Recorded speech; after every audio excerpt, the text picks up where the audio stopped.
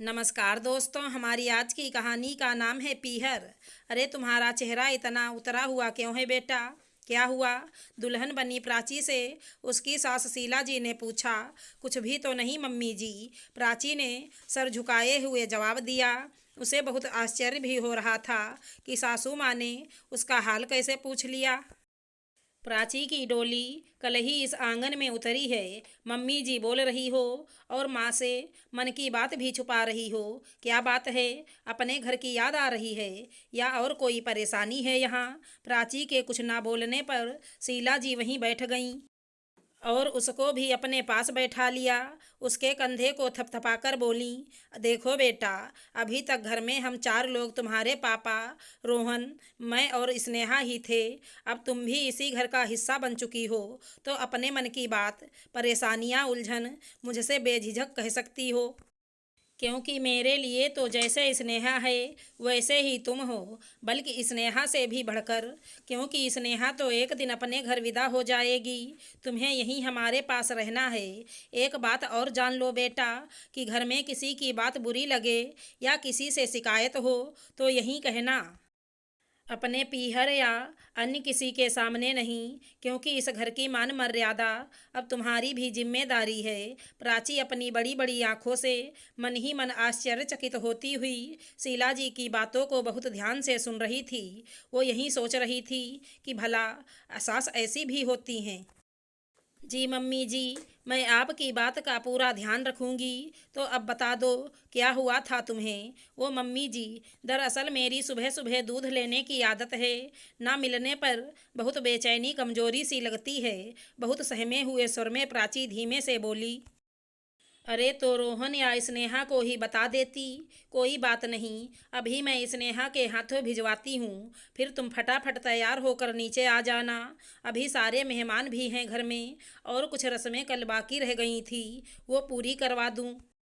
और हाँ, जब तक चौका छूने की रस्म ना हो जाए तब तक तुम बेझिझक स्नेहा से जो कुछ भी चाहिए हो मांग लिया करना, समझी? शीला जी हंसते हुए बोली। प्राची ने कृतज्ञता से उन्हें देखते हुए सर हिला दिया। उनके जाते ही प्राची अपनी माँ को और घर के माहौल को याद करने लगी। उसकी भाभी जब विदा होकर आई थी तब उनसे कुछ पूछना तो दूर, खाना खाने पर भी बुआ जी के ताने सुनने पड़े थे कि देखो जरा, क्या जमाना आ गया है, कितने आराम से खाना खा रही है, इन्हें अपने पीहर वालों की याद ही नहीं आ रही।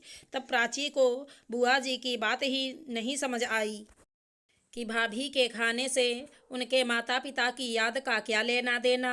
वो तब 12वीं कक्षा में थी। वो जो कुछ भी खाती चुपके से अपनी भाभी को भी खिला आती।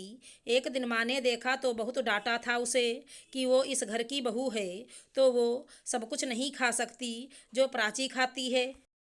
क्यों माँ, भाभी को पसंद नहीं है क्या? जब मैं फल मेवे खा सकती हूँ तो वो क्यों नहीं? प्राची से रहा ना गया था।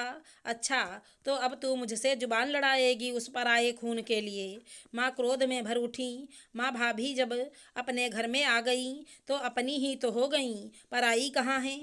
उस दिन माँ ने उसे 2 थप्पड़ लगा दिए थे।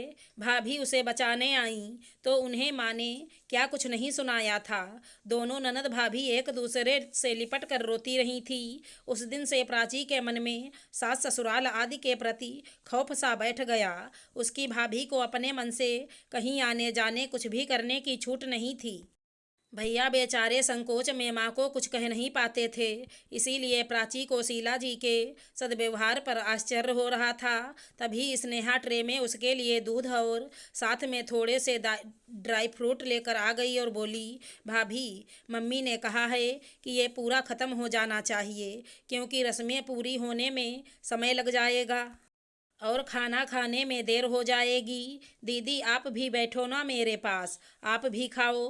प्राची बेहद प्यार से बोली, भाभी, मैं आपसे छोटी हूँ तो मुझे दीदी मत बुलाइए और आप भी मत बोलिए ना। स्नेहा हंसती हुई बोली, हाँ, इसे दीदी नहीं दादी कहो। रोहन अंदर आते हुए बोला।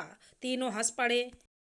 तभी शीला जी आ गईं। हाँ, ऐसे ही हंसती हुई ही अच्छी लगती हो। अब कभी रोनी सूरत मत बनाना, सदा मुस्कुराती रहना, ताकि अपना घर भी खिला खिला रहे। शीला जी उसका माथा चूमते हुए बोली। प्राची उनके चरण छूकर बोली, मम्मी जी, भगवान से मेरी यही प्रार्थना है कि अगले जन्म में भी मैं आपकी ही बहू बनूं।